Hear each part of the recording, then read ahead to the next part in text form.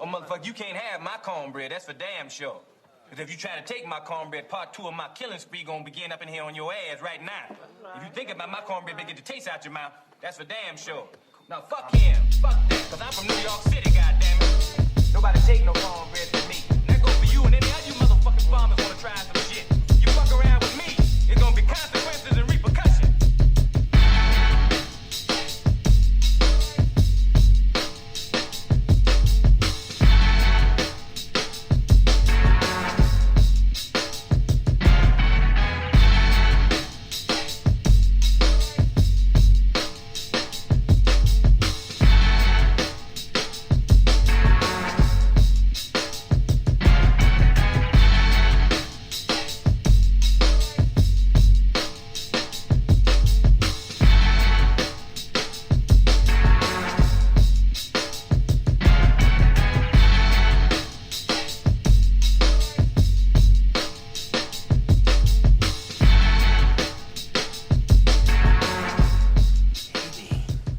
Haters gonna hate, and ain'ters gonna ain't.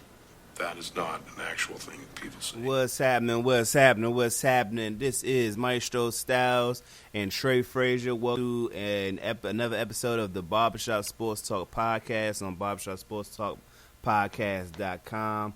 We appreciate everybody for listening, anybody that's going to be joining the chat room, and anybody that's going to listen to us on demand. Make sure y'all follow us on at Barbershop Sports Talk Podcast. You can follow me at Maestro Styles. You can follow Trey at Trey Frazier on Twitter. You can follow me at Maestro Styles. You can follow Trey Frazier at Barbershop SPOR2.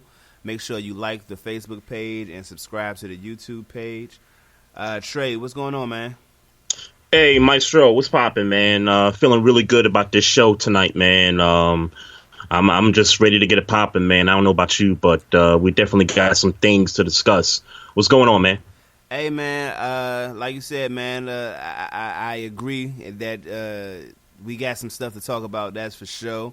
And let's see if we can hash this all out in under 2 hours. Yes, yeah, I think we could do that. All right. Well, man, the floor is yours, man. Let's go. Yeah, man, let's do it, man. Get Dan Snyder the hell up out of D.C. Yep. That's where I'm at right now, bruh. And last week, right after that Washington Post article came out, I text you and I told you, yo, there's some stuff in here. We're going to have a lot of content for the show. And I hope you read it, brother, because I'm ready to just kind of sound off on this situation.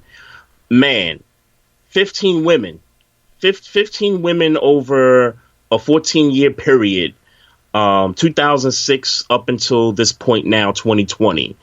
Only one female came out or decided to come out, and the others, I guess because of NDA agreements with the team, that they felt like they would be threatened had they gone, public with the allegations. So the only female that, came out against the team was a woman named Emily Applegate. She was the one that came out. She had all the quotes in the article about some of the abuse, verbal abuse, one. Number two, the sexual harassment situations regarding the front office, team executives. You got the play-by-play guy, Larry Michael, who just up and retired a couple of days before this article came out. We know what that's about. Mm-hmm. I mean, that's not a real retirement, if you ask me. That's just trying to avoid all the smoke. Oh, no, and let's be clear. If I'm not mistaken, he got accused of some form of sexual harassment.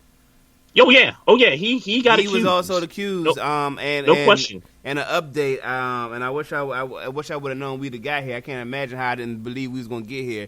But they did hire a woman in his place. Yeah, her name is Julie Donaldson. She works for NBC Sports Washington, which used to be Comcast Sportsnet. Congrats and everything. Yeah. Congrats. Now, I don't know if she's going to be the play-by-play woman, because I kept hearing different conflicting things. Like, she's the VP of Media and Content, and she's going to do play-by-play. I don't know if she's just going to do play-by-play while being VP, or she's going to be VP and hire somebody to do the play-by-play. But if she was to do the play-by-play, that would be dope. Yeah. First female to be a play-by-play radio person for an NFL franchise. That certainly would be set. Right. So, okay, so that would be setting a total different mark of history in itself. So shout out to her, for copping that gig. But I just want to read off a couple of other names, man. Richard Mann Jr., who was assistant director of pro personnel, who was involved with other women and text messages. And yes, I think this article showcased the snapshots of those text messages that were flying through, and just, kind of give an example. Some of it was talking about grabbing your butt. Some words were said, as far as someone's, getting a breast job or something like that. That kind of a thing. And then you got this kid, Dennis Green, who was a former president of business operations. He was a guy that told women that, hey, you can wear low-cut blouses, tight skirts, you could do all this thing. And he was also involved a couple of years ago with that cheerleading situation when they went to Costa Rica overseas. Yeah. And they had the photo shoot. And it was basically pimping the cheerleaders, bro. I mean, basically. I mean, we talked about it, and we talked about it when. And also, and I don't want to leave out that this dude's name was being implicated with the whole Jeffrey Epstein thing. Oh yes, this has gotten filthy. This has gotten absolutely filthy. Oh, it's messy. And it's messy. Yeah. I can't see no other way than him being asked to sell this team. I can't see it no other way. When you think about it, right? So Bountygate happened with the Saints. They suspended the GM. Sean Payton got a suspension. A few other players got suspended. This is so much worse than Bountygate. Now, I don't know how other people feel. I relate this to the Carolina Panthers situation.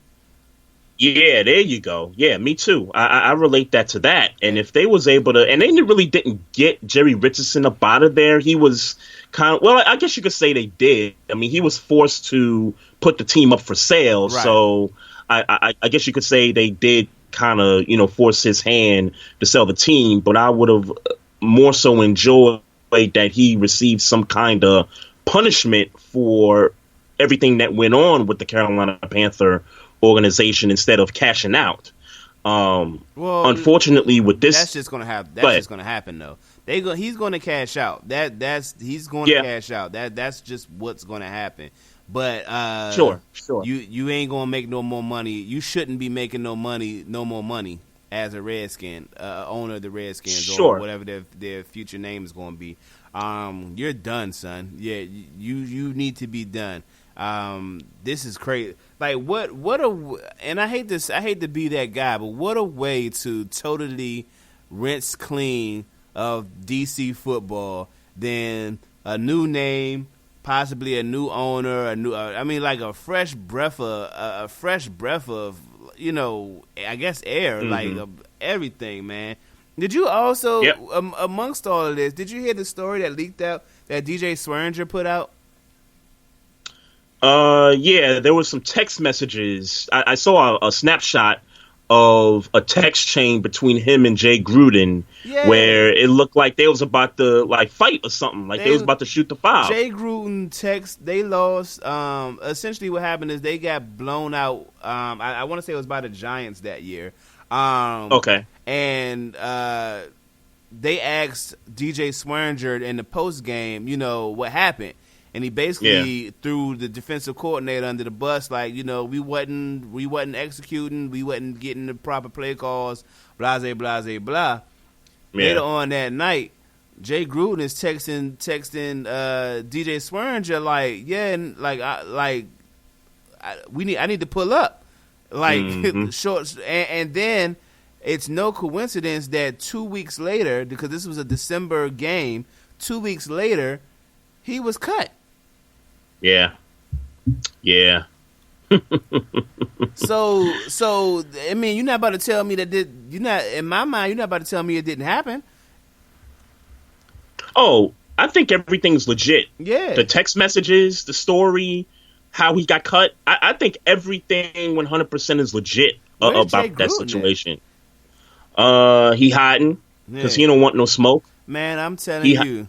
So speaking of Jay Gruden, right? I want to pull this up also because prior to that article posting on Friday, there was a whole lot of Twitter speculation about what this article entail. Some people thought that this story about the 15 women and the allegations, in comparison to what people thought, was pretty soft. So there was a story, right, about this running back, Capri Bibbs, right? Okay. Him and Jay Gruden, they were at one point sleeping with the same woman.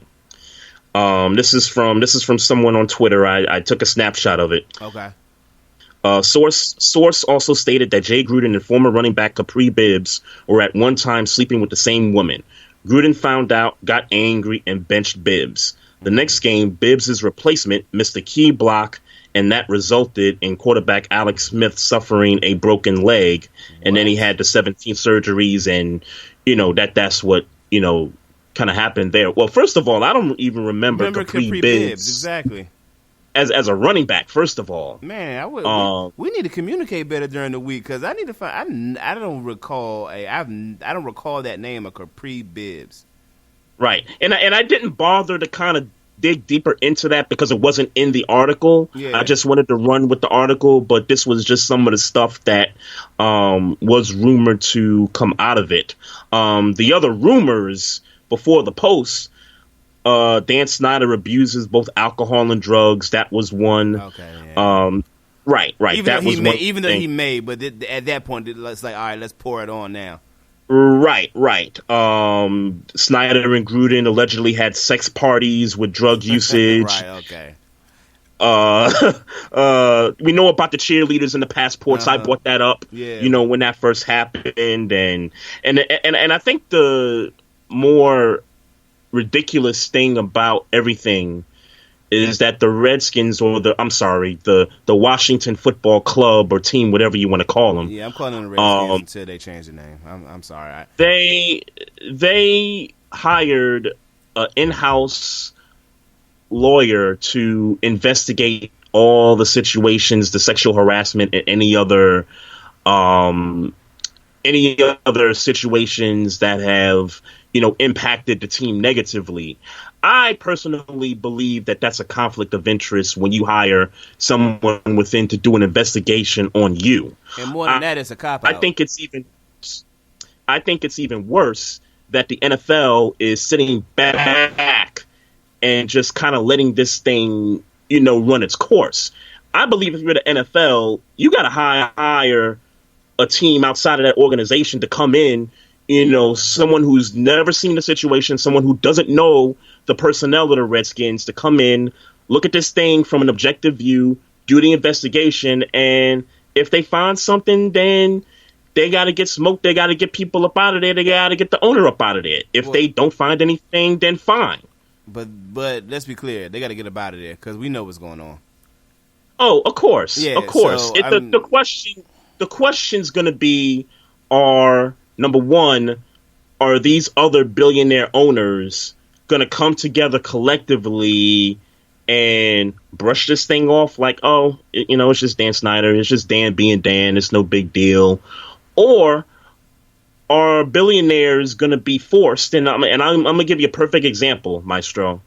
I just read a couple of days ago that New Era, who is the company that does all the caps and stuff, New Era. Yeah. They're based out of Buffalo, New York. Yep. New Era Field was the Buffalo Bills stadium. They had the naming rights. Yeah. Though they came to an agreement with the Bills that they wanted out of the naming rights of the stadium. Now I don't know why. I don't know what the reasoning for that particular situation was, but I could imagine, and we saw FedEx do this, with the Redskins, to force the name change for the team. What if companies like, and I'll just give some examples. What if MetLife came out and told the Giants and Jets, yo, until you force this guy Dan Snyder out of the NFL, we're gonna pull our naming rights. Mm-hmm. If you're Lincoln Financial, hey Eagles, we're gonna pull out of these naming rights. If you're the Ravens or M&T Bank, hey, we're gonna take our naming rights. And other companies who have naming rights to these stadiums across the league, they come together collectively and say, hey, we don't like the business that Dan Snyder's, pulling within the league. If you guys don't do something about getting this owner up out of here, we're going to pull our naming rights from your stadiums. Yeah.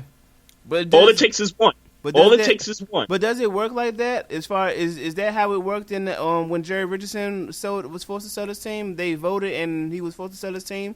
I remember that happening. I remember it happening like that for Donald Sterling. I don't remember it happening like that. It did happen like that. Okay.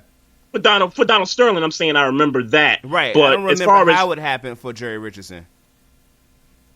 Yeah, I don't remember how it happened for Jerry Richardson. Again, it seemed to me like Richardson was sort of halfway out the door because he was trying to sell the team, and then he knew what was coming down the pike. Right. Dan Snyder, to me, seemed like he don't want to go nowhere. Right.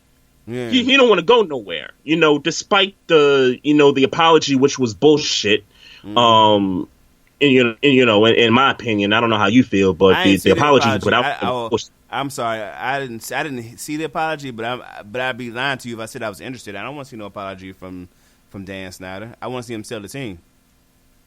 Yeah, well, he basically disregarded the 15 women. No acknowledgement of the 15 women who felt like they were sexually assaulted or were sexually assaulted during their time being employed by his team. So, all that, I'm sorry, we're looking to build a brand new brand and all that stuff. I don't want to hear that unless you got something to say to these women. Yeah. But kind of getting back to, can these billionaires force Dan Snyder out? Here's what I think. And I'm just kind of, this is sort of me kind of putting some hope together, because here's what I would like to see happen.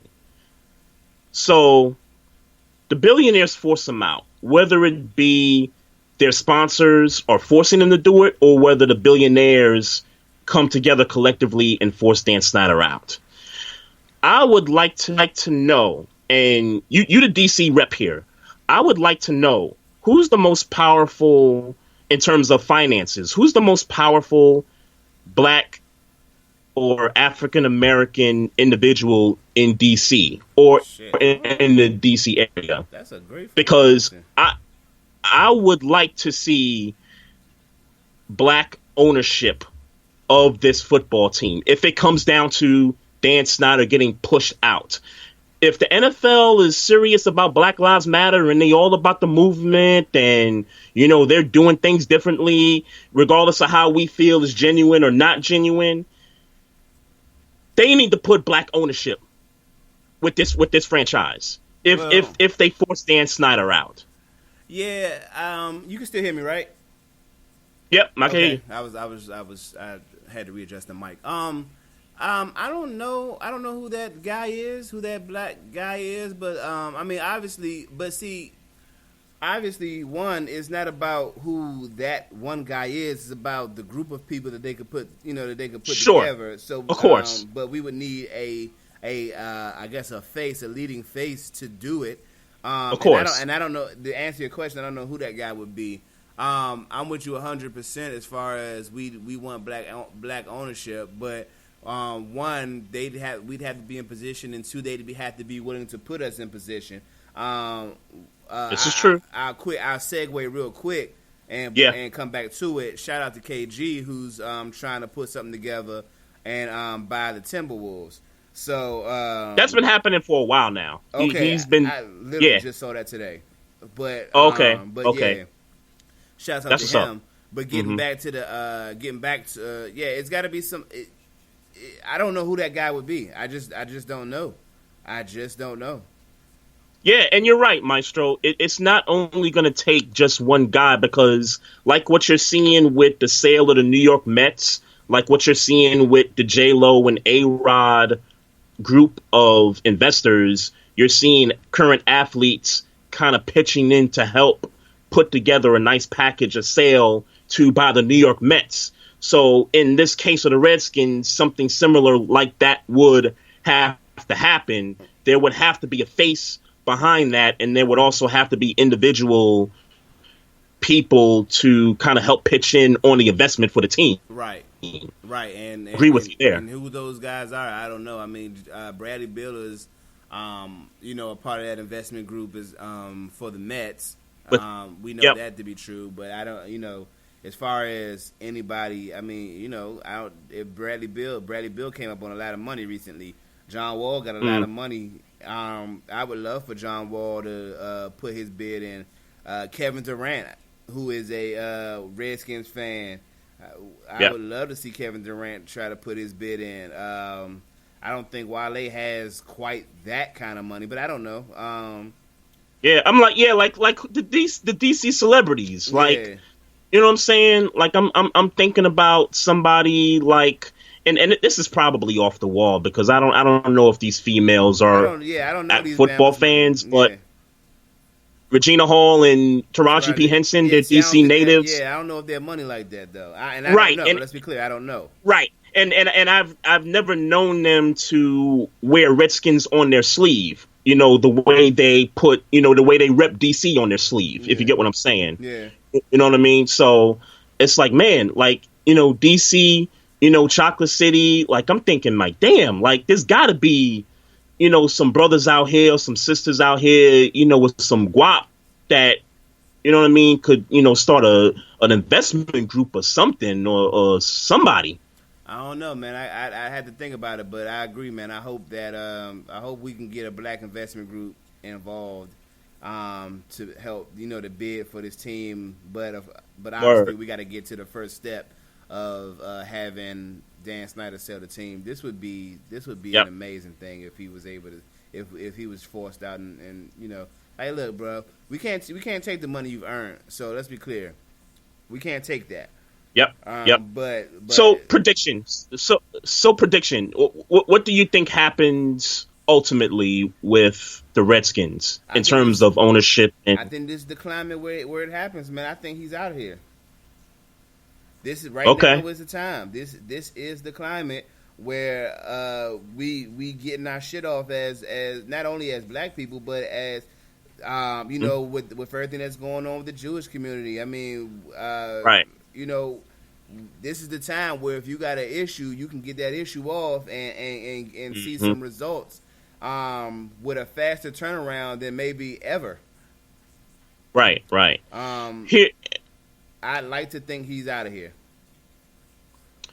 Here's why I don't believe he's up out of there. And if you're asking me, do I want Dan Snyder out? Yes. I want Dan Snyder out as owner.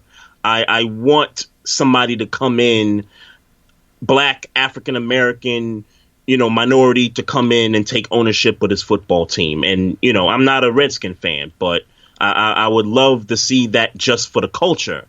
Here's why I don't think it's going to happen, though. Like I said already, they got an in-house lawyer group doing an investigation, and the NFL is just kind of sitting back like, okay. Yeah. Let them deal with it, and once they figure it out, we'll just make moves from that point. Yeah. You got that, and then you got owners that really haven't, come out. Not that there's really something to say by them, but the rest of the owners have sort of been quiet, on this issue. I mean, but who would you really expect to say anything about it? Right, and that's why I threw that disclaimer out there. Yeah. That it's not that they would have something to say, but I think the fact that other ownership is quiet, the NFL is taking a step back and letting the Redskins and their in-house lawyers deal with the investigation, I just don't see it happening. And as I said earlier, I think the way that he gets out is if billionaires force them out, and if billionaires don't do it themselves, then their partners, sponsorships, companies who own naming rights to their stadiums, I think those entities come forward and start to put some pressure on these billionaires. Because like you said earlier, this is the climate. And if there's a better time than now to speak your piece and stand up for what's right, it's time for these companies to put up or shut up and, generate some change. That's the only way that's the only way I see that happening. Yeah, I agree. I agree. Even though I think it's going to happen, and I don't, but I understand the reason for not believing it's going to happen. I totally agree with you in your points. I'm hopeful. I'm hopeful though. I'm going to be a little bit biased or a little bit more hopeful, I guess. And I'm just going to speak it, man. He's out of here. Okay. I hope you're right. So do I, brother. So do I. I hope you're right, man. Let me say what's up to Jordan Rosario, keeping it 100. What up? What's going on? Big Kev 303 A1 Day 1. What's going on with you? It's good. Big Kev says that the Bibbs guy, went to Colorado State. I still have never heard of him, and now I still never heard of him in the NFL. That's the thing. I don't ever recall him being on the Redskins. And then for the story about him missing the block that got Alex Smith injured, that's crazy. Like that is that is mind blowing to me. Actually, that's I'm about to pull up that box score. Yeah. I'm about to pull up the box score for real. Yeah, and I'm legit. Like I'm about to go to work tomorrow because all we do is argue about football at my job anyway. Right. And do you know who this guy is? Because I did not know about him. I didn't know about him at all. And then Redskins, y'all are a nasty establishment. Yeah, it's nasty establishment. It's mad messy. It is time for a shift. It is time for a destroy and rebuild, starting with the owner, and then following the owner, the name. Or it'll probably be the name first, then the owner. But because we about less than 2 months away for the and shit. Really, a month away for if we do anything as far as... Did they cancel preseason officially yet? Not officially, but I think they canceled the what's the name? The Hall of Fame game for certain. I remember that. Yeah. I think they went from 4 to 2 preseason games. So right now, what's on the table is 2 preseason games, and then the regular season starts. I would have to imagine that the Redskins don't have a lot of time to figure this out because they can't sell jerseys until they figure it out, apparently. Yeah, and then, you brought up the name change thing, and that's still kind of, hovering out there because the dudes got trademarks of the possible names that they could be using, and that hasn't even gotten any traction yet because of what's going on with the allegations, all the changes in personnel, and all that stuff. So they don't have much time to, get straight. So the Red Tails has been trademarked by that same guy. Yes. Just pay the man. Son of a bitch, you a genius. That dude is a genius. Just pay the man. That dude is a freaking genius. Word. Jordan Rosario says the NFL offered the NFLPA to have the ability to have 0 preseason games. Okay. So that's on the table, I guess. They gotta, decide what they're gonna do from that point on. And see what happens from there.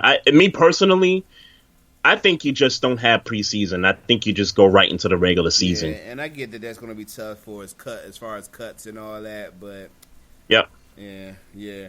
Everything is unusual. You know what I mean? Yeah. It's just crazy. Hey, Maestro, before you go, I just wanted to read a post from Jordan Rosario here in the chat, and I think he makes a good point here. He says, "Who's to know how far this goes? Washington got caught. Are there any other teams doing this?" And so, in response to that, yes, for those teams out there that are doing similar things. This is a wake up call for y'all niggas. Y'all better clean house right now, because if y'all local newspapers or national media gets a hold of this thing, then it's gonna be more messy than what it is. Yeah, So, but to answer your question, yes, there are other teams. oh, Doing absolutely, this. I believe that no, 100%. no question, I believe that 100%. Yeah, no question. Yeah, other teams doing it, but those women are signing the NDAs and sticking to it. There's only one came out in Washington. Right. Only one Right. came out. That's all you need. Not unfortunately. Fortunately, that's all you need. Of course. Yeah. Of course. Yeah. So keeping in with the preseason games and all that. The 90. Let me get the number right. I want to say it's 95. 95 players in the NFL so far have tested positive for COVID-19. If I'm not mistaken, Trey, there is 500 players in the league. If I'm not And it's mistaken. funny because I get the sense that number is too low, but Okay, you could maybe, very well maybe, be right. maybe. You could very well be right about that. Nah, if that's the number, that's got to be more. if That's that- got to be more. Yeah, you're right. Man, I'm doing the So math let's in my say, head. so 53 men times roster. 32. That's 1,600, almost 1,700 players. Oh, yeah, okay, I'm way off. Okay. Yeah. I was like 500. Man, that seems low. Yeah, but I'm go way ahead. off. But the point is that's too many motherfuckers with COVID-19. That's the point. That's what I'm getting at. That is what I'm getting at. That's too much. And with players already holding their little private workouts, and we don't know if they necessarily doing all the protocol. And this is crazy. It is. I think what's even crazier is that you saw all the quarterbacks and all the top stars in the league go off on Twitter about safety protocols and how teams are going to handle when players come into the training camp, temperature checks, certain kind of social distancing practices, things like that haven't really been documented with these teams. Yep. And they've had the most time to really Prepare put for all this. this together. Yeah. And, it speaks to the NFL's arrogancy, in my opinion. It speaks to the fact that the NFL is king. We understand that. But But they know they when it king. comes to they know they're king, right? They know they're king. And whenever they get an opportunity, they're going to flex their muscle to prove that they're king. And I feel like that's what's happening here with the situation. It's nuts, man. It's nuts. And they got every right to come out and say what they're going to say and say what they're saying. Russell Wilson speaking about his pregnant wife. And, it's crazy, man. Michael Thomas, Drew Brees, Michael Thomas, they all coming out. DeMarcus Lawrence, yep. This. I'll say it again. Shut it down. We don't need to be. It's not time. It's not Shut it down. time. It's not time. You asking for us to all get sick and die. That's what you're asking for some shit that the government is putting in the air. This shit is crazy. It's craziness. Yeah. I'm gonna quote this one governor. I think he's the governor of Missouri, and I saw this on Twitter the other night. And he said this in regards to the schools because all these counties are now coming out with they're going to go to online learning for the first semester.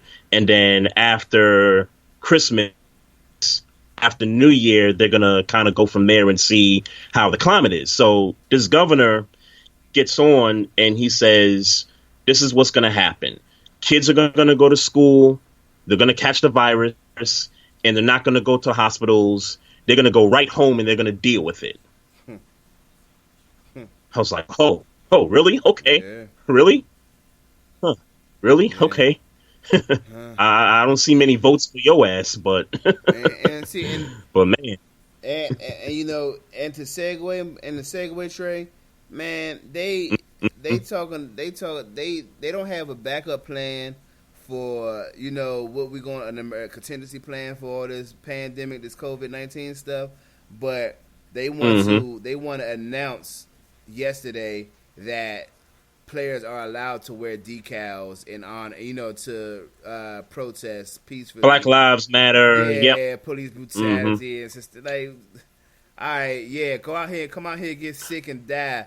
But while you doing it, we'll let you rep. We'll let you rep your cause. Like, they late to the party. I mean, well, when it comes to that, look again. I am big on gestures, Trey. I'm big on them. I don't have a problem with gestures. It's just that these gestures look funny in the light when y'all haven't even figured out what y'all gonna do when people start to get sick. And let's be clear, when people start to get sick, y'all haven't came up with because they're gonna get sick. But y'all can announce that. Like, I'm sorry, I don't even really want to hear no announcements about what we allowed to wear. I would have much rather week 1 seen them wearing it and that be it. You ain't got to make no announcement for that. You ain't even figured out what y'all gonna do when these people get sick. Like, I don't want to hear nothing about none of that. I don't want to hear about your gestures right now, even though I'm happy that you're allowing them to, to do that. I don't like, nigga. That is the furthest from my mind right now. Is what decals they're gonna be wearing on their helmet, and they sitting here telling y'all that we don't want to come out here and get sick. The NFL is the suspect behind COVID-19. And I'm just in my head, just kind of going through a conspiracy theory moment. Like, all this is going to go away. COVID-19 is going to be no more. The coronavirus, it'll be wiped out before Labor Day. And, we get our NFL back. Like, man, I don't believe that. I think they're going to keep on spreading that virus out in the air. And it's going to go, and we just going to deal with it as it happens. When God forbid, when players get sick, I don't want to say no names because that's crazy. But when players start to get sick, they just gonna be like, all right, let's quarantine them. Y'all niggas keep on playing. When Patrick Mahomes, God forbid, gets the coronavirus, the league gonna shut down. Or Trey, Lamar Jackson. I don't think so. You don't think so? I don't. You don't think so? I don't think so. I think they're gonna keep on playing. They're gonna. Wouldn't surprise me. They're going to put him in a bubble, sit him down for 2 weeks, treat it like it was a regular football injury, and when he's ready to come back, he come back. Wouldn't surprise me one bit. I don't think so at all. I don't think so at all. It would be a bad look for the NFL, but it wouldn't surprise me. I think that the contingency plan for the NFL is to keep playing until they can't play no more. Keep playing, until everybody pass out on the field. I know that Lincoln Financial saying they're not allowing fans to come to the stadium. That's more the state of Pennsylvania announcing that. Okay. So that includes Heinz Field, the Steelers Stadium. Yeah. That includes that too. Right. New Jersey announced the same thing. So MetLife Stadium will not have fans, coming to Jets and Giants games. Okay. All right. So, the Maryland governor hasn't come out and spoken on anything in regards to the Ravens and the Redskins just yet. As far as like team capacity, all I know is that the Ravens emailed the fans and said that they're only allowing 15,000 fans in the stadium. Okay. And that could change, pending what the governor, announces at some point. So, so we'll see what happens there. But you're going to start to see this across the country. Like, I think California is starting to get to the point where they're not going to allow fans to go to Rams games or Charger games or Niners. I forgot about them. They might not allow these stadiums to be, have any fans in it. So we'll see what happens there. Did you see the bubble court in Orlando? I didn't see the bubble court. The only pictures that I saw, like, these basketball courts are in like a ballroom and like they're like next to each other or something like that. I didn't see that. I saw what I saw was just a picture, or video rather of the stadium where it had the Black Lives Matter over the NBA logo. It was a real closed. It was obviously there's no fans there, but it was a real closed looking stadium. The scores table, the bench, the court. It really kind of put it in perspective. I saw it on Bleacher Report. Yeah. So if you get a chance, check out Bleacher Report and take a look at what the courts look like. Right. And the bubble barbershop, which people are on social media are loving. Did you see the barbershop? Right. I did not see the barbershop, but I did hear about it. Yeah. They said that Orlando, Florida is starting to look like NBA 2K My Story map. Yeah, so... But the court did. Cool. I mean, the court did. I mean, it did. It looked good seeing Black Lives Matter over the logo. That's all I wanted to say. It did look good. All right, that's tight. That's dope. Yeah. That's Derrick dope. Henry. Hey, go ahead. I'm sorry. Derrick Henry. No, I just wanted to give a. Oh, my fault. Go ahead. No, I just wanted to give Chief Rock of Jersey Vern a shout out What's happening in the chat there, real quick. What's happening? Derrick Henry signs an extension, 4 years, $50 million with the Tennessee Titans. Cool, $50 million is a lot of, I mean, hold on a minute.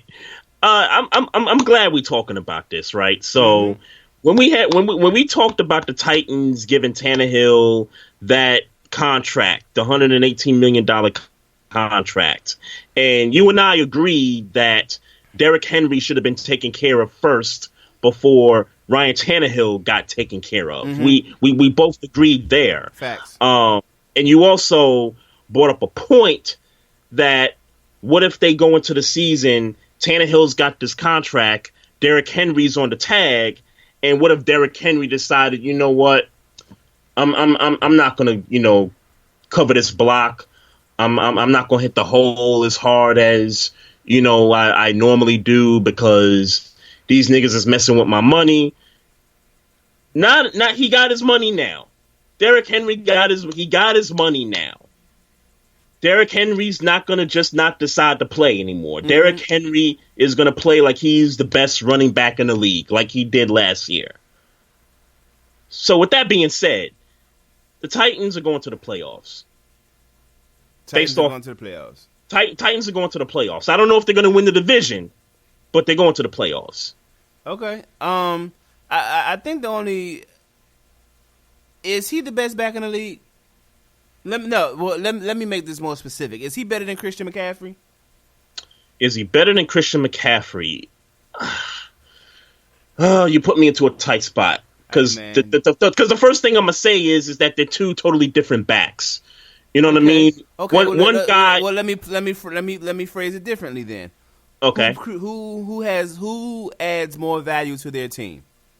Oh, Christian McCaffrey. Christian McCaffrey adds more value to the team, even though Derrick Henry ran the Titans. Let's be clear: the Titans are a trash team without Derrick Henry.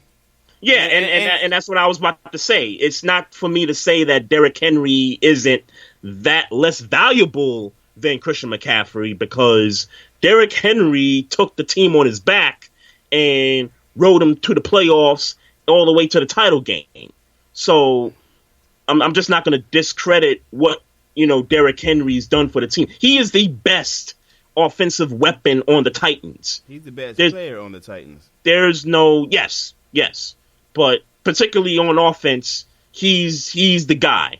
He's the guy. Sure, Ryan Tannehill averaged 9-point-something yards per throw. No question about it. Derrick Henry got a lot to do with that. The way teams, stack the box for Derrick Henry, that's how Tannehill, gets his yards off. That's how he, was able to be successful last year. Yeah. And as far as I'm concerned, Ryan Tannehill's year last year, which I think consisted of like 10, 12 games, including the postseason, it's an anomaly until he shows me he can back that up. Yeah, I'm with this you. coming season. 100%. So 100%.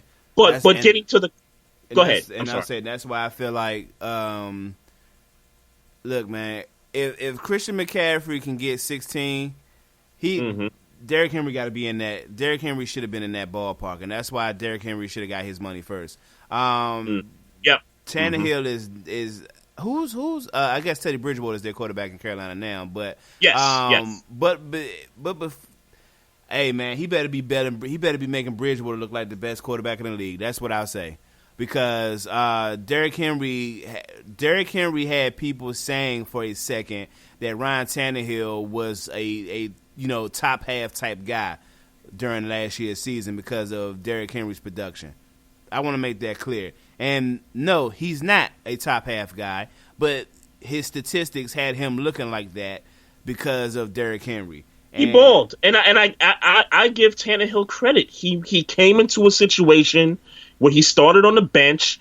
Mariota got put on the bench. He comes in, and the dude's throwing the ball like we never seen him throw the ball before. Well, I don't even want to say, but see, that's the thing, Trey. And I get all we have is our eyes to see it.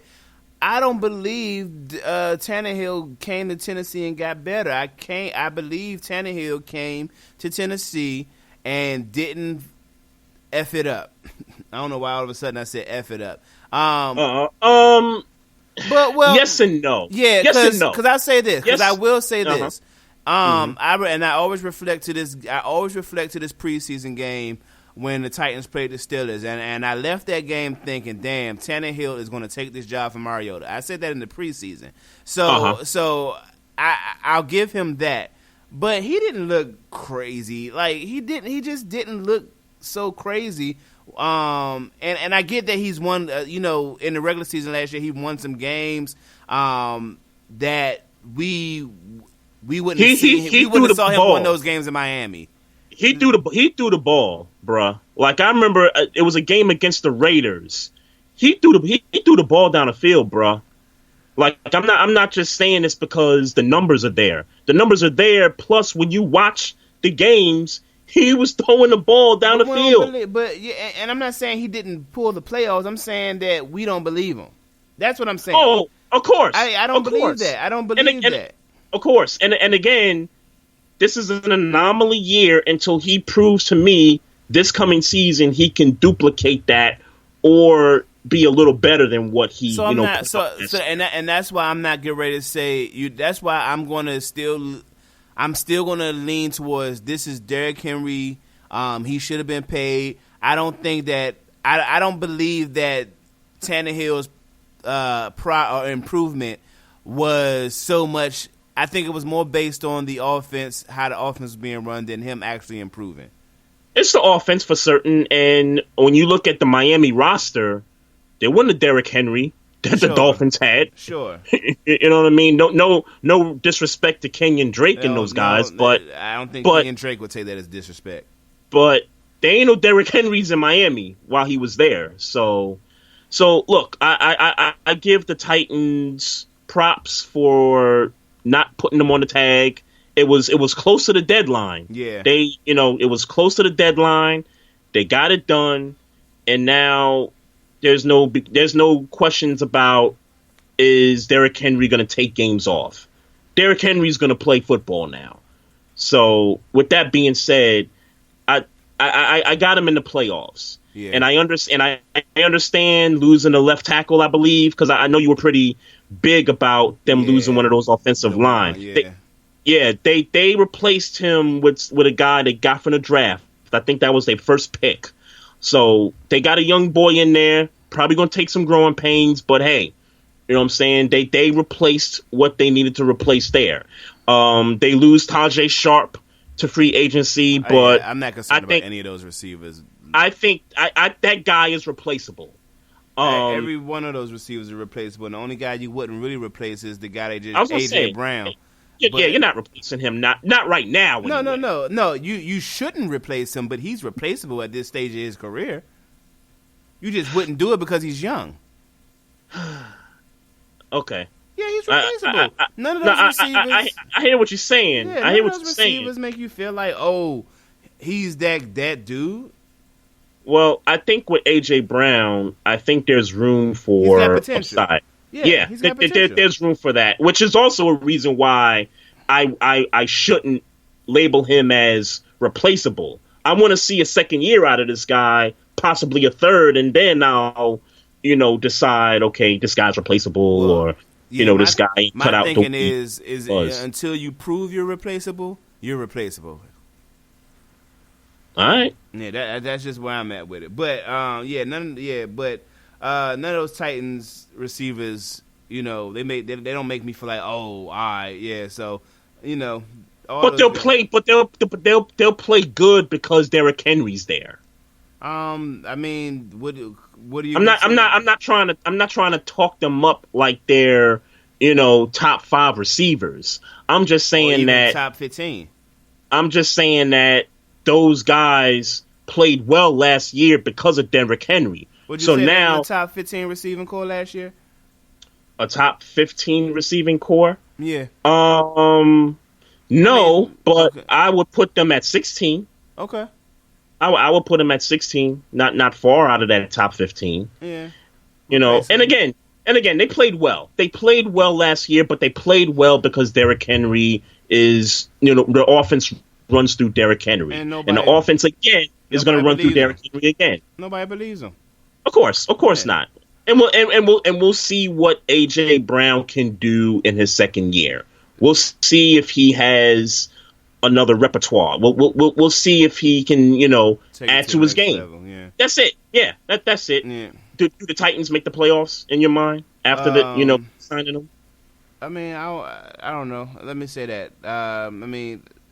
Do they have a shot? Absolutely. Of course they have a shot. They was in the conference championship last year, and not that much has changed. They definitely had some overhaul, but not that much has changed. Yeah, they lost a couple guys on defense lost a couple too. Guys, but I think they'll be. I think they'll be fine as far as their probability to go. Yeah. Mm-hmm. I mean, when you look at the division, and I'll be honest with you, the Colts don't scare me one bit. I'm gonna be honest with you, man. I think Phillip Rivers is done. I really don't see. I think he'll be better than he was last year, but he's not going. I don't think he's going to change the dynamic of the Colts. Right. I mean, I think they were better off with Brissett. If you asked me to keep it a buck, they were better off with Brissett. Yeah, right. I mean, Jacksonville is rebuilding. I don't expect them to be any good. And then I think the big question mark is, does DeAndre Hopkins make that big of a difference with the Texans with him not being there? Yeah. That's a big question mark. Or how good is Deshaun Watson for real? Right. I believe he's the truth. I believe he's the truth also. I really believe that he's going to overcome it. It's just a question of will they? Yeah. So, AB announces his retirement again. He said it's official. The risk officially outweighs the reward with all this COVID-19 going on, and he's done. He's going to play for somebody else. You think so? I truly believe in my mind he's going to end up being on somebody's roster. Me too. I don't buy that he's just completely done. I understand he's got some things to kind of iron out on his end, but the fact that you got rumors about the Ravens talking about bringing you in, the Seahawks talking about bringing you in, to camp for a tryout. Well, we know what the rumors about. I mean, let's be clear. This guy retired or was cut as one of the best receivers in the game at that time when he was, released or cut. So,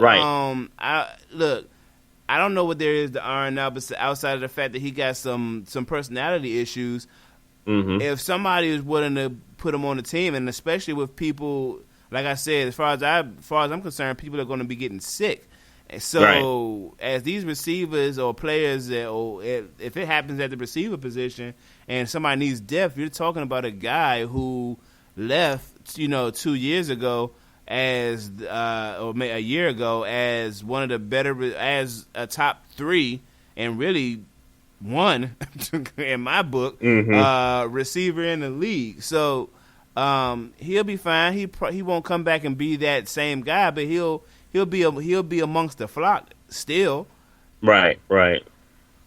So I mean, and when you count the fact that he was on the Raiders roster for a minute and then was let go, signed to the Patriots, actually played a game, balled out in that game, and then got cut after the fact. And then there was that rumor about him, signing with the Saints, and that didn't turn out so great. So what's to say that this isn't going to continue to keep happening, where teams are just going to be like, I'm going to take a look at Antonio Brown. I want to give Antonio Brown a tryout. I ain't going to lie. It's not going to stop. I wish he'd come back to Pittsburgh, and I know that's probably not going to work out, and nobody's, that's probably not going to work out with the the burnt bridges.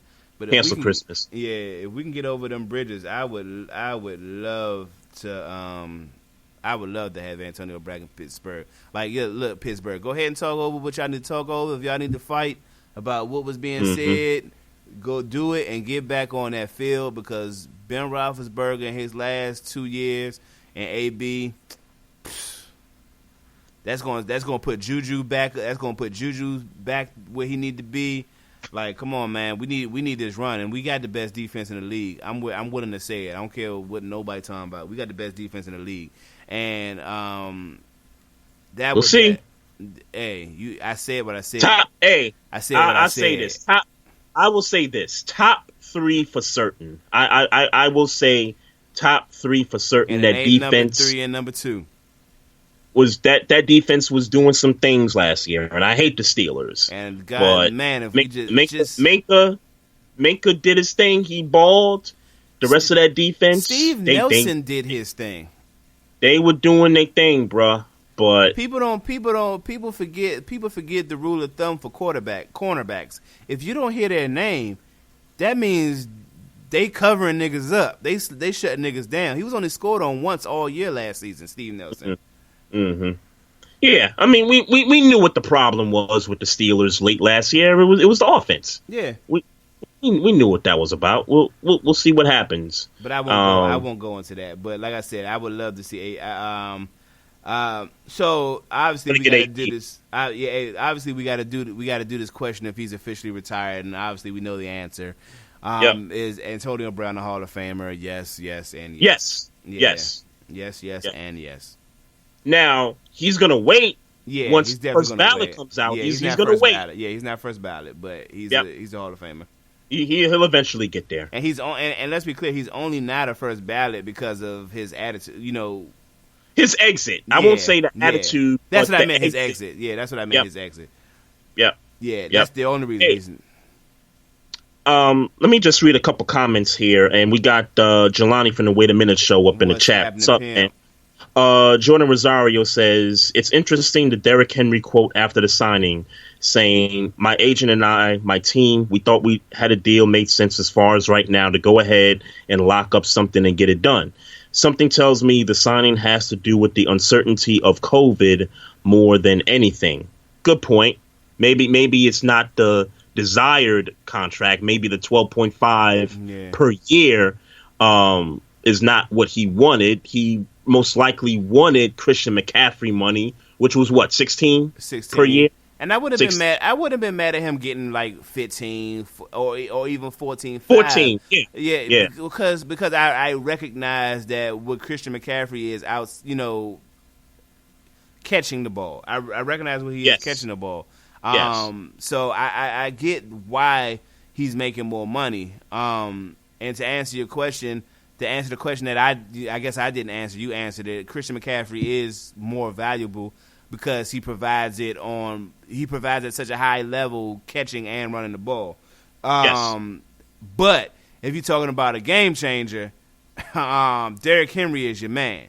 And, Derrick Henry, and you talked about that all last season. How Christian McCaffrey gets the stats, but he never really had those games. Moments. Right. Yeah. So and maybe with Bridgewater at quarterback, maybe he finds those moments, because I think Bridgewater is not going to be the type of quarterback that's going to mess a game up for you. Right. I think he'll be efficient.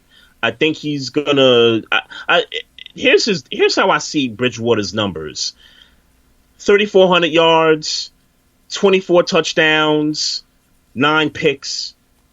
I kind of see his numbers being that. And if those are his numbers, Carolina's got a real great chance of, making the playoffs. Of a wild card, yes. Yeah.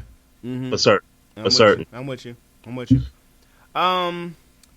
So, did you see this video where Tyreek Hill raced Terrell Owens, T.O.? No, I did not see that.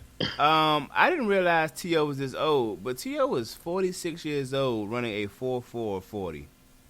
Mm-hmm. Did T.O. get there? That's crazy. T.O. keeps himself in shape, man. Nigga, I might run a 6.5 40. Like, that's crazy. That Bama is that's crazy. Like, I mean, and let's be clear, Tyreek Hill beat him in the race, but right. That's T.O. has to watch what he eats, man. He's gotta to be, in shape. Crazy. 46 doing what he's doing. 4.40. That nigga could still play wide receiver in the NFL, bro. I truly believe that. I truly believe that. He could be somebody's number one. I wouldn't go as far as to say he could be somebody's number one, but could he still play 100%? Could he be? Uh-huh. Yeah, I mean, look, that youth, man. Mm-hmm.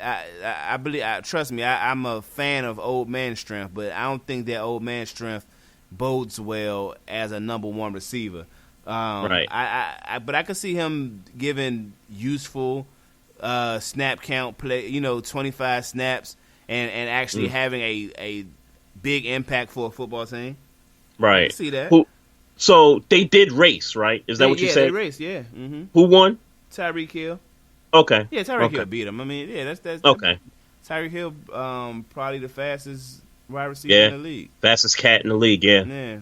Yeah. I still don't think he's a number one receiver. Neither do I, but so, he got Patrick Mahomes. He gets the job done. So Yeah. I gotta respect him in that regard. So I'll let you take the lead on this Sage Steele story here.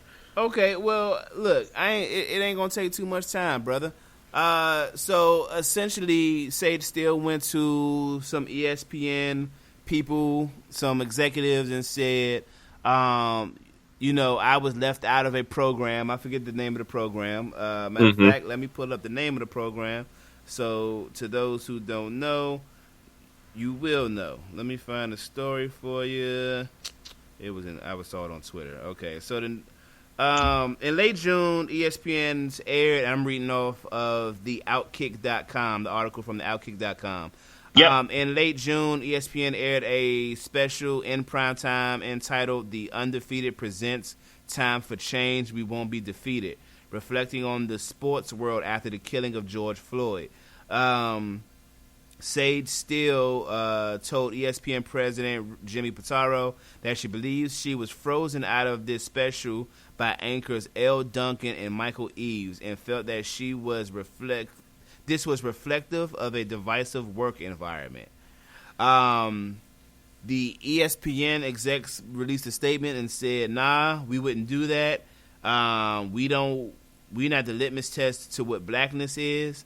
When Michael Eaves and Elle Duncan were asked, all they said is we wish we had more than 1 hour to talk about everything that we wanted to talk about, and so that all of our black talent would be able to be showcased. They had no turn, according to the statement, denied that Sage Steele was intentionally kept off of the show. Which says to me, Trey, I won't hold my opinion, is that she was held off for a reason. She was held off intentionally, that she was not black enough to have a comment on this show, which I don't know to be true, but I believe to be true. And if emphatically Michael Eaves or Elle Duncan had played a role and keeping her off this show because of that, they are dead fucking wrong. And I don't care what you feel about Sage Steele. And obviously I feel my way about Sage Steele. But if her skin is black, she should have a right to say whatever it is she's going to say. She should at least been able to participate. Now, if she said some wild shit and you didn't feel like what she said was, good for the show, that's a whole different issue. But the fact that she was excluded as a black woman is 100% wrong. And just to kind of pick up from where you left off as far as if she says something wild during the show. The producers have the power to cut what they want to cut from what she said and include in the documentary what she says and what they think flows with the program, what works with that, right? Mm-hmm. So in regard to Sage Steele, based on just the history, right, how she feels about Colin Kaepernick in that situation. Obviously, she grew up a military brat, so she's all about the military and all this stuff. The backlash she gave to Mike Evans for announcing Black Lives Matter. I don't know if you remember that with Mike Evans, but she was very critical of Mike Evans. Mm-hmm. Also, another incident was actually when she was trying to fly. I think she was flying from Houston to go someplace, or flying from LA. I don't remember what city. Yeah, but when it was protesting out front of the airport.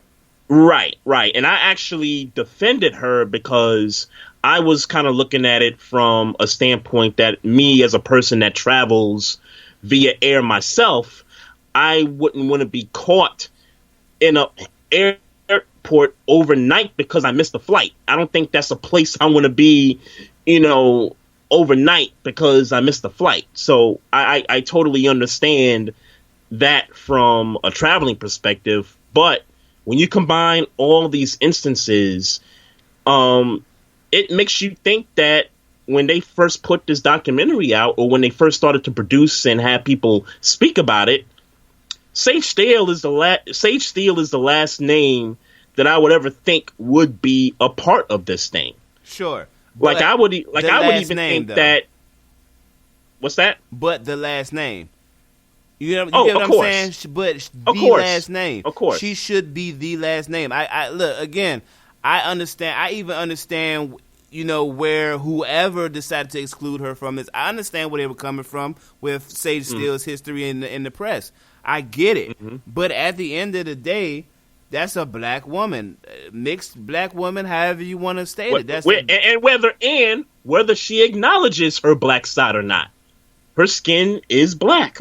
So, and then does she not acknowledge her blackness? Is that what I'm understanding, or do we just have examples that lead us to the conclusion that she made? We have examples that lead us to believe that she doesn't acknowledge her blackness. Right. So, but that's not and particularly in this climate, that's not a fair assumption to make. It's not fair. If you are a black woman, you should have at least been asked to come to the table. And even if you were asked to come to the table and came to the conclusion, this ain't going to work, even that's something totally different, and that's acceptable. But the idea that she was excluded, that's not okay. That's not okay. She's a black woman. That's not okay. And here's the other thing I left out about Sage Steele. She made a comment years ago and said that her white mother was brave back in the day for marrying her black father. And a lot of, black people was like your white mother was brave. Like, what about your black dad? Like, he wasn't brave back in those days? Yeah. So, again, these comments, lead us to believe, hey, she doesn't identify as being black. Now, maybe if you talk to her, she might tell you something different. Right. I don't know. But I didn't see her wanting to partake in something like this. Until she did. So with that being said, I'm gonna make a bold prediction on this. I think Sage Steele at some point before the year is out leaves ESPN for somewhere else. Okay. Yeah, I can see that. Because if you're talking about being divisive within the organization, and ESPN, they're one of the best when it comes to their personalities, and it's not to say that there doesn't have friction between people, because for so many years Mike and Mike did their radio show, and only to come to find out like these two dudes never really liked each other. You know what I'm saying? And we all know what happened with Hugh Douglas and Michael Smith. Right. So that's not to say that, friction doesn't happen, but ESPN, to me, takes care of their personalities. And for the fact that this takes care of them, because well, in terms of giving them platforms, right? So you remember when Kerry Champion was on there, she got the First Take gig, and then she was doing Sports Center at noon, and then she was doing like sideline reporting, and like she was doing all kinds of things. They take care of the people they like. I don't think they. I don't. Sure. Yeah. Sure. I think it's a numbers game for them. The people who, of course, who are popular, they, you know what I'm saying. When's the last time you seen your homegirl on First Take? Who's that? Roz Gold? Yeah. It's been a while. But I do know that when she made the announcement she was doing First Take, that she said she was doing it that September and kind of moving forward. She didn't necessarily give like a timeline of when she was going to stop doing it or how often she would be doing it. But I think one thing we've noticed as a pattern with that show is that Molly's been taking a lot of days off from First Take. And I'm just talking about like sometimes it's Fridays, sometimes it's Thursdays and Fridays. So I'm trying to figure out what that's about. And I'm not really quite sure, because I was under the impression, hey, maybe she's pregnant, maybe she's just taking some time off, and that wasn't the case. Yeah. So, and Molly is still, to this day, to my understanding, still doing that. Right. So I'm not sure. But the other girl, I forgot her name. I think her name is Charlie something, but she's been kind of filling in. Yeah, I didn't even know what her name was. Yeah. Her name is Charlie something. I can't remember the last name, but she's been kind of filling in for Molly, moving forward. So, we'll see, man. We definitely see. My girl Josina left ESPN. I didn't know that. Josina Anderson. I didn't know that. Oh man. Yeah, man. Yeah, man. She doing something on the side because I follow her on Twitter, and like she's still doing like reports on the NFL and what's going on with the league and all that stuff. I guess she's just kind of doing it. Right. So she's doing that kind of on an independent level right now. So we'll just have to wait and see what what shakes out though. But they did replace her with another female. Oh, okay. Her name is Kimberly Martin. She, she used to work for Yahoo. She used to cover the Redskins in DC. She used to cover the Bills back in the day. So, and she's from Brooklyn and she's of Guyanese descent. I just wanted to throw that out there. Of course you did. Let me say what's up to J. Ron, BFTN Network, Big Illinois 73, who is a first time listener. What's happening? Hope you stay around. Hope we don't say what's nothing up? Too crazy to offend you. Which we don't. We don't be talking too crazy on here. What's up to everybody in the chat room? While we were speaking on ESPN, First Take and specifically Max Kellerman took. Let me say this. I saw it on Instagram. Made it his personal business to speak on Nick Cannon being fired from Viacom. I don't know what made. Let me say this. I'll assume that D-Wade apologizing or first sticking up for Nick Cannon and then apologizing for sticking up for Nick Cannon is the reason, kind of walking in the back. Yep. Yeah, is the reason why they were covering Nick Cannon. I thought it was weird when I scrolled through my timeline and saw that Max Kellerman was speaking about Nick Cannon as if Nick Cannon was an athlete.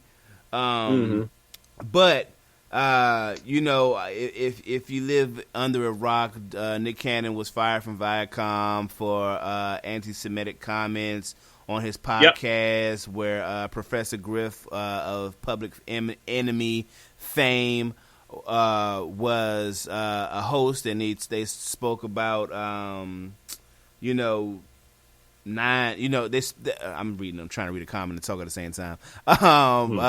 They basically spoke about who was the Semitic people of the world, and Nick Cannon came out and said some things, and nobody was feeling him. He was fired, and he's on his apology tour, much like Deshaun Jackson. And this has obviously been a hotbed conversation on this podcast for at least 2 weeks. And my stance has been, what's wrong, what's so wrong, and what's anti-Semitic about what what that passage said from Deshaun Jackson, or what what Nick Cannon said in the podcast. So here's where I am prepared to walk back my statement. So, and I text to you a YouTube video of the Brilliant Idiots podcast where Charlamagne Andrew Schultz, who's not Jewish, by the way, spoke about where Nick Cannon and their producer, whose name is Chris Moreau, who's an author, producer, all those types of things. He's actually written some of Russell Simmons' books.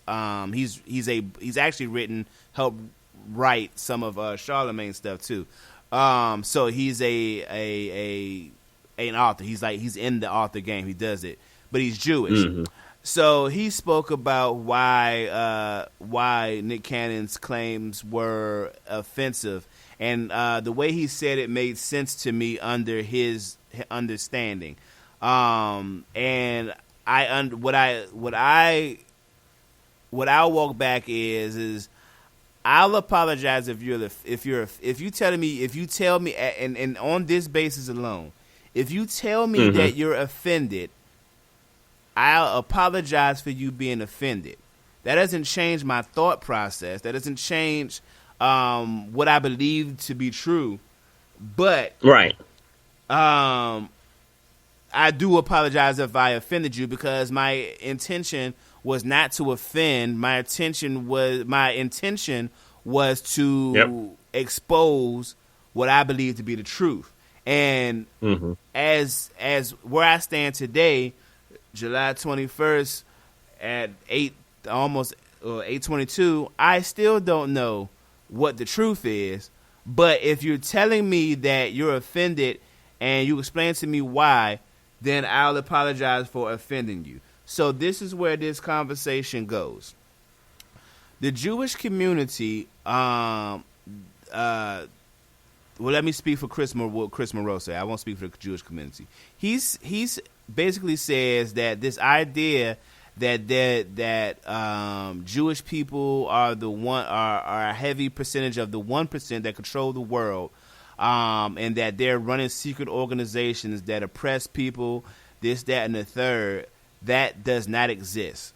Yes, obviously the Rothschilds run banks, and how their dominance in real estate and all of that, all those things do exist, obviously, but they do not have the keys and the means to make change, make the types of decisions that oppress black people. And when you speak to those alleged secret societies and things like that, those same kinds of rumors are the reason why the Holocaust began. So the same issues, the same stereotypes that they are battling now are the same stereotypes that had the Holocaust started, and why 6 million of their people died, and why. So when you speak to those types of things, they are quick and diligent to dismiss those rumors, because those rumors trigger them into a place where that has 6 million of their people, and generations of people are, not here because of those rumors to an extent. You follow me so far? Yeah. Okay. That was it was pretty lengthy, but yeah, I got to where you were, trying to go with that there. Okay. So, so what I'll say, it's a little more lengthy because this is me gaining the understanding that I've been asking for 2 weeks, and this is and more than that, it's an important social issue.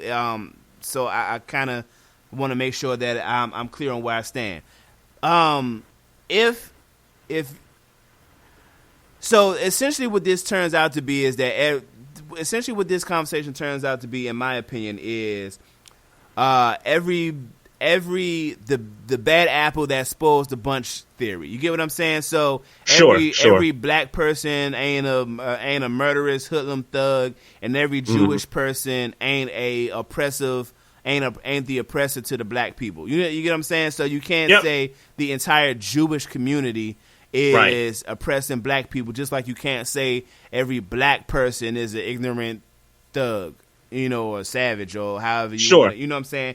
And I think that's where the disconnect is happening. So anybody who tries to perpetuate that stereotype of Jewish people running the world, a Jewish person would say, nah, all of us ain't running the world, or we ain't running the world. I don't think it's hard for me to say every single, but it's hard for me to say that a Jewish person, and I know I'm stretching. I'm trying to cut it short, but it's hard for me to ignore that Jewish people get shit done with quick, fast, in a hurry, i.e. Nick Cannon being fired, and he shouldn't. And let's be clear, he shouldn't have been fired. So it's hard for me to. Well, no, it's not hard for me to say. This is what I can say. If they can understand that about themselves, then the people who are then the Jewish people that I believe, not the entire collective, but the few Jewish people who are ruining the bunch, they have to also come to some terms that all of us ain't thugs. You got to stop oppressing us. Those guys. So when you text me the link to that video, right? Mm-hmm. I went and got Debbie and I said, hey, you sit down and we need to watch this video. Right. So we watched Charlemagne and we watched Andrew. We watched them have the dialogue about why Nick, quote unquote, why Jewish folks consider it to be anti-Semitic and the understanding and the like. And I was able to come up with a couple of things that kind of caught my eye. Okay. Number one, and I believe I texted this to you after I told you I watched it. So when Charlemagne was pointing out the fact that Jewish people can point out to what anti-Semitism is and can actually educate others on why it's anti-Semitic and why Jewish people are being offended, it kind of got me to thinking. So when we as black people say we're offended about something, whether it be you call me a nigger with the ER or, any other kind of references to us being oppressed, I got this question. Why does it seem like, and again, I'll say it seems like, why does it seem like we as a people have trouble educating white people, whether it's Jewish, whether it's any European background, Caucasian or whatever? Why does it seem like we have somewhat of a difficulty educating them on what's right or what's wrong? Is it because we've suffered this for 400 plus years and, we're still waiting on these reparations? We still haven't experienced equality in this country? And is it because Caucasian people and white people of the like should already know what our history is? And I see black celebrities say, hey, we don't have to educate you on this. You should know that your people have been oppressing us for so many years. We don't have to educate you. Right. So why do we respond that way, whereas the Jewish community, when they're offended by something, they're, instead of considering cancel culture, they pull us to the side and say, hey, look, this is why, we're offended by this. This is the understanding here. Well, let me stop you right there, because it's important to say. Nick Cannon was canceled. He was fired from his show that he owned, and they took the show. Wild 'N Out is a product of Viacom, even though we know Nick Cannon created the show, and he no longer has it. That is that is the definition of cancel culture. He was canceled for his anti-Semitic comments. But in turn, not only was he canceled, but and let me be clear, I don't know if he reached out to the Jewish community or the Jewish community reached out to him to teach, but who am I? But it speaks to my whole, bad apple theory.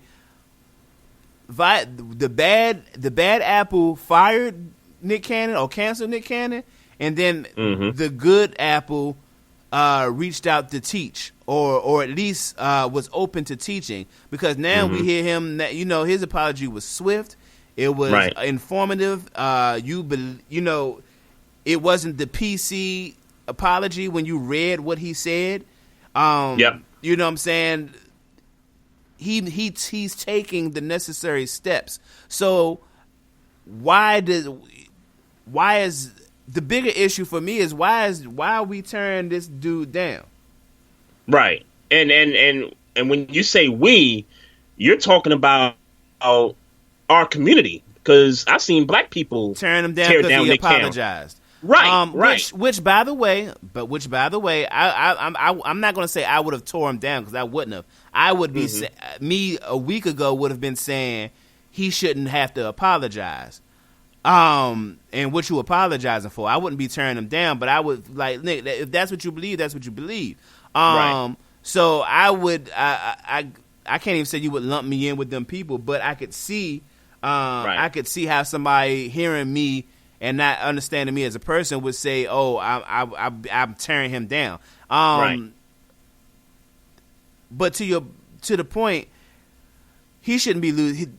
He shouldn't. He got canceled. He got canceled and taught by the Jewish community. That's what I'm forced to believe. I got a question about that, though, because when you say he got canceled, and I agree with you, he did get canceled. He's a victim of cancel culture.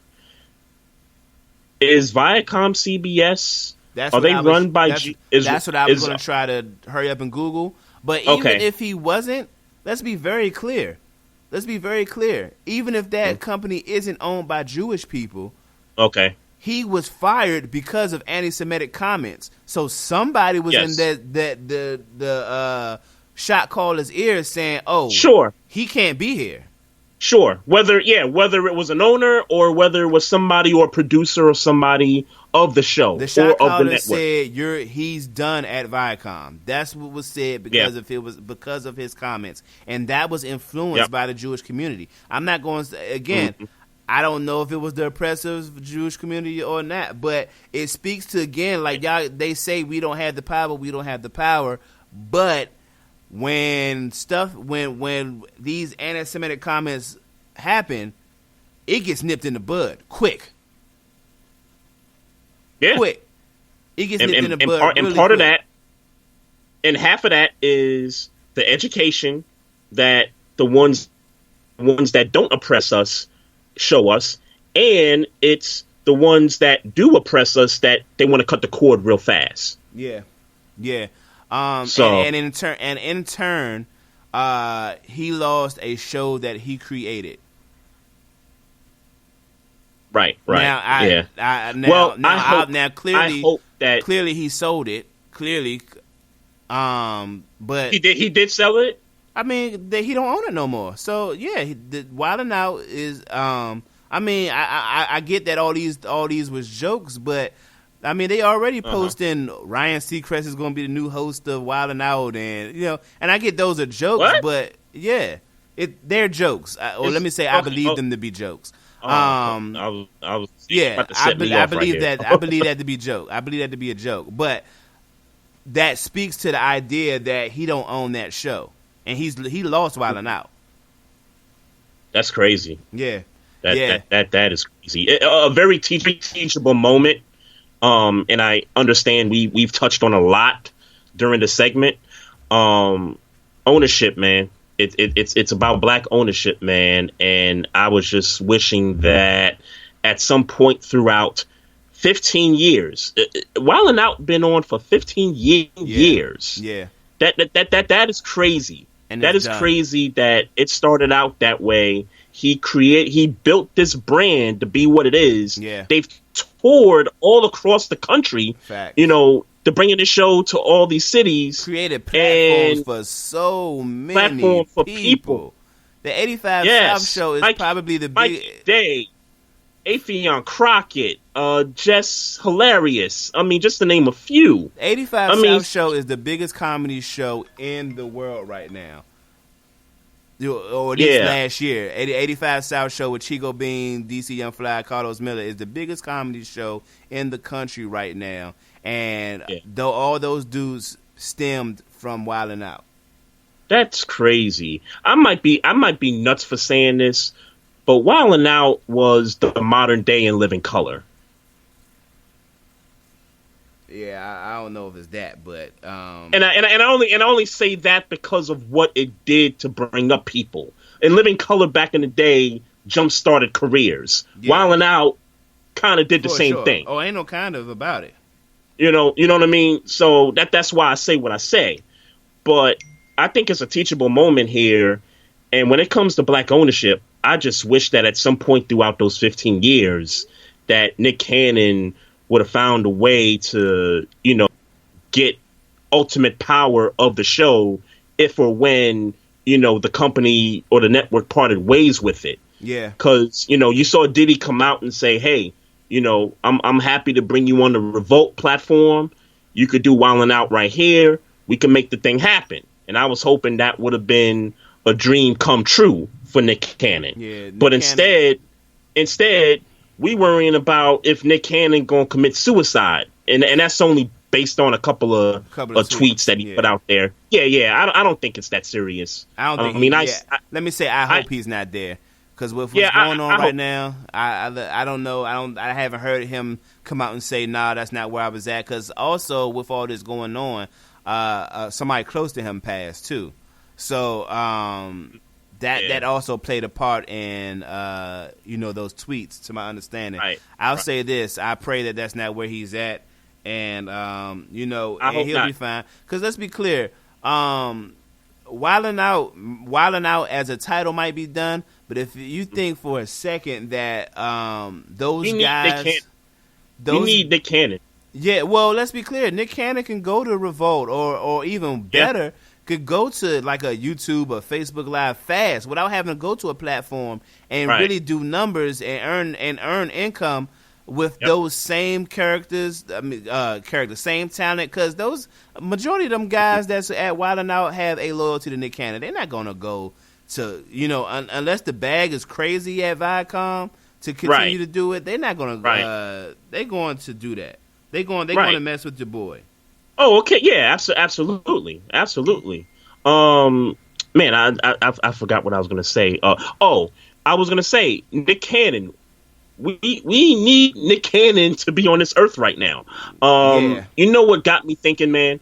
When I first saw those tweets, the tweets that made people think that he was about to commit suicide, and again, I don't think it's that serious. I hope it's not that serious. I echo your words. I hope he's not at that place yet. But man, I couldn't help but think about when CPAC and the story about the Dr. Sebi documentary that Nipsey was working on before he passed away. And I remember Nick Cannon stepping in to say that he was going to work on this documentary. Right. And I'm like, damn, like. And you saw all the tweets, and when Nick Cannon said he was doing that, you saw all the tweets about protect Nick Cannon. Here we are. Right. Here we are. Right. I'm like, man, I hope this ain't true, because he doing some serious work with that documentary, right now, and trying to get that up off the ground. Like, we need Nick Cannon. Yeah, and let's be clear, Nick Cannon has been doing a lot for the community, a lot of work in the community and for the community. This was a misstep, and look, people make mistakes sometimes.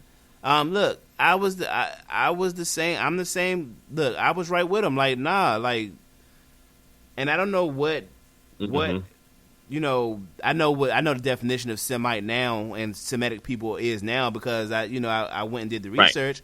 Right. But at the end of the day, he was expressing something that he believed to be true, and he didn't have the right information. Now he's taking the steps to get the right information, but that don't cancel all of the work he was doing before he made these comments. That don't cancel the man that he was before he made all these comments because he made a mistake. This wasn't a comment that said that negated all of the work that he's done and that he's doing.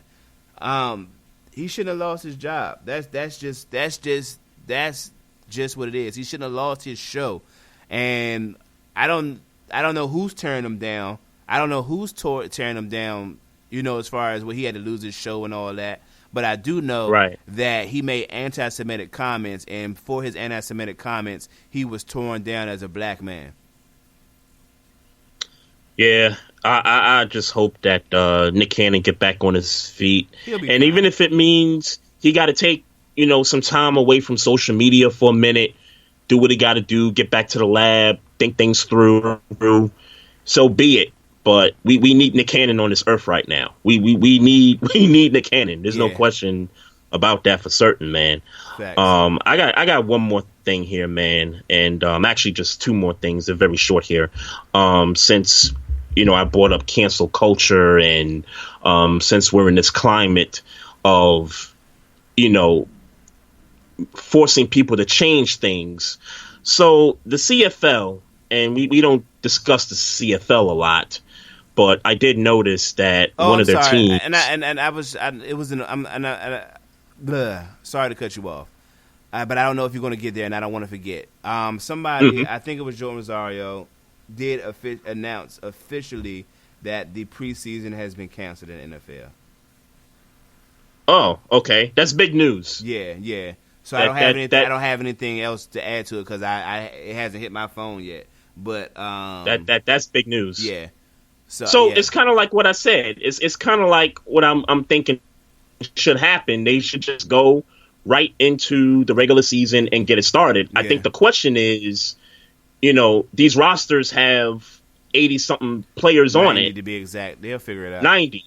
Right. So, without, really seeing much guys on the field, all you have to go by are these training camps. Yep. And, you're going to have to base it off of that, and we'll see how that works out for most of these teams. Yeah, the NFL will move on. They'll be all right. Yeah, absolutely. It's only unfortunate for the players, and it is unfortunate for the players. Let me be clear in that. But as far as teams and from their perspective, they'll figure it out. They'll figure it out. It'll be difficult, but they'll figure it out.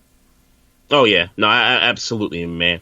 The CFL, there's a team called the Edmonton Eskimos, and they've been receiving so much blowback about the term Eskimo.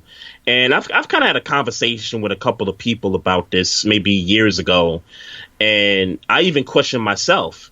Is Eskimo a derogatory term? I never knew it to be that. Right. I never knew it to be that, but apparently there's a community of individuals that feel like the term Eskimo is derogatory, and so the Edmonton Eskimos are changing their name. I don't know what they're changing it to, but that's what's going down. Like I said, this is the time. This is the time where if you got a grievance and enough of you got a grievance, it can get resolved quickly. For certain, man. I just need enough people in my corner telling my boss I need a raise. Oh, word. we definitely need some stuff like that, man. Facts. So listen, man, before we close the show out, the main event's tomorrow night, man. I don't think this really needs a lot of dialogue, but I got Snoop winning the versus against DMX. And I'm gonna pick a score right here. 13-7. I got Snoop 13-7. I was gonna say 12-8, but 13-7 is okay. I give X a little bit more respect. My group of people. Well, it's only one person in my group of friends that are saying DMX. Everybody else is saying Snoop, and I agree. Okay. And I agree. Snoop. Okay. Snoop for the win. Yeah. Definitely. Yeah, it's going to be hot, man. Can't wait. It's going to be fire. Can't wait. It's going to be fire, bro. Yeah. Well, look, man. Let me say shout out to Deacon Dale. What's going on? Appreciate you for joining the chat. What room. up, Dale? And to everybody else in the chat room, man, we appreciate you. We appreciate your comments. Jordan Rosario, Big Illinois, J. Ron, who got in here talking about whatever the hell they talking about. Some of these comments, I ain't gonna lie, I be lost, but I appreciate you in there commenting, man. BFTN, shout out to Chief Rocker, everybody that was in the chat room. If I missed you, sorry. Shout out to everybody in the chat room. Shout out to everybody who's going to listen on demand. We appreciate you. Quick information, make sure you follow us on Instagram at Barbershop Sports Talk Podcast. Make sure you follow me at Maestro Styles. You follow Trey at Trey Frazier. On Twitter, you can follow me at Maestro Styles. You can follow Trey at Barbershop SPOR2. He handles the podcast account. Make sure you like the Facebook page. Make sure you subscribe to the YouTube page. We are going to get these Zoom conversations on YouTube. It's going to happen. It's going to happen. No doubt. Yeah. Oh, one more thing. Yeah. One more thing. Make sure everybody, I made this announcement last week on the show. Make sure y'all check me out tomorrow night, 7:00 Eastern time. I'm going to be on the podcast by Jelani Brown. It's a young gentleman who's in the podcast game. He's got a podcast called What the Game Means to Me, a sport podcast by Jelani Brown. And what he's basically doing is he's having all people from, all 30 fans of all 32 teams have a divisional banter kind of a thing. They've already had the NFC East, AFC West, the East, and all that stuff. We're going to be doing the AFC North. It's a live show. Banter tomorrow night. It's a live show. Okay. It's going to be on Facebook Live. Check out his Facebook page, What the Game Means to Me, a sports podcast by Jelani Brown. His name is Jelani Brown. I'm going to be on there representing the Ravens as well as, fans of the Steelers, Bengals, and Browns. And, we're just going to talk some shit and, get it popping. So make sure y'all check me out tomorrow night, 7:00, Facebook Live. Let's get it. Yes, sir. Yes, sir. Make sure y'all tune in. What's the name of the podcast again? What the Game Means to Me, a sports podcast by Jelani Brown. Facts. All right, man. So make sure y'all tune in to Trey tomorrow. On Facebook Live for that podcast. And, hey, man, we do this again next week. Peace. So, for Trey, this is Maestro Styles. Holla.